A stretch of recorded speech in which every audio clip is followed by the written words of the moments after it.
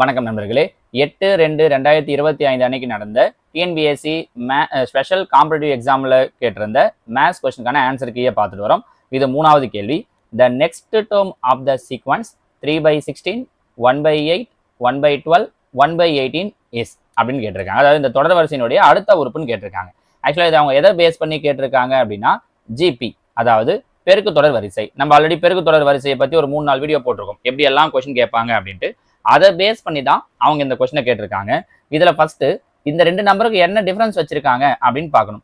பெருக்கு தொடர் வரிசைங்கிறதால 2வது நம்பரை முதல் நம்பரால் வகுத்து பார்த்தோம் அப்படின்னா தான் அந்த டிஃபரன்ஸ் தெரியும். இப்போ பாருங்க, 1/8 by 3/16. அப்போ 2 ஃப்ராக்ஷன் இருக்கு.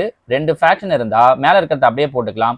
நடுவில் இருக்கிற இந்த டிவிஷனை பெருக்கலாம் மாற்றிக்கிட்டு கீழே இருக்கிறத தலைகீழா, அதாவது 16/3ன்னு மாற்றிக்கலாம். அப்போ பாருங்க, 4 8 8 16.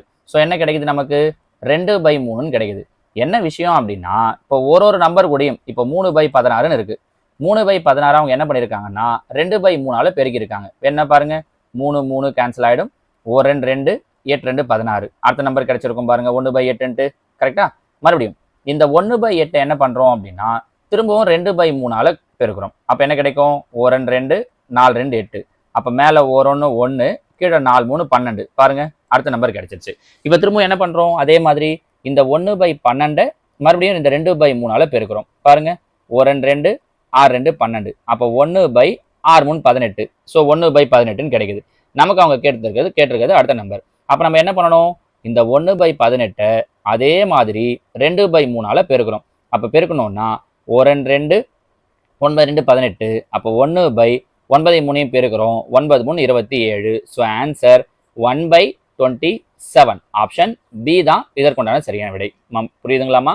ஸோ இதில் நீங்கள் வேற எந்த ஐடியாவை யோசிச்சாலும் மேலே 3 1 1 இருக்கு அதை வச்சோ, கீழே 16 8 12 இருக்குன்னு அதை வச்சோ அப்படியெல்லாம் எந்த முடிவுக்குமே வர முடியாது. இந்த ஐடியா தெரிஞ்சிருந்தா மட்டும்தான் உங்களால் சொல்ல முடியும். ஸோ அதுக்கு தான் நம்ம இதை முதலே சொல்லும்போது என்ன சொல்லிட்டோம் அப்படின்னா, இது ஒரு பெருக்கு தொடர் வரிசை அப்படின்னு சொல்லிட்டோம். இதுக்கு நடுவில் டிஃபரன்ஸ் என்னன்றதை கண்டுபிடிச்சிட்டோம். இல்லாட்டி வேற எப்படி யோசிக்கலாம்னா, இந்த 2/3 நீங்களா அதுக்கான வாய்ப்பு ரொம்ப ரொம்ப கம்மி தான். உங்களுக்கு மெத்தடா போடும்போது இதுதான் ஈஸியா இருக்கும். சரிங்களாமா? ஸோ இதுதான் 3வது கேள்வி. மீதி இருக்கிற கேள்விகளை நம்ம அடுத்தடுத்த வீடியோவில் பார்க்கலாம். ஓகேவா? தேங்க்யூ.